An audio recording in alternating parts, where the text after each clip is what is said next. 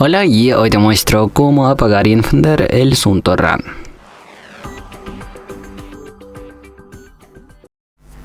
Pues bueno, primero que tienes que hacer es obviamente encender tu reloj, luego presionar el botón de encendido y entramos en ajustes, luego pulsamos general y aquí tenemos opción desactivación y desactivamos.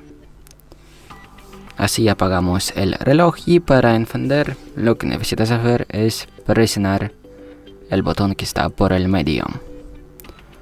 Presionamos hasta que aparezca el logotipo Sunto. Soltamos el dedo de botón y esperamos unos segundos.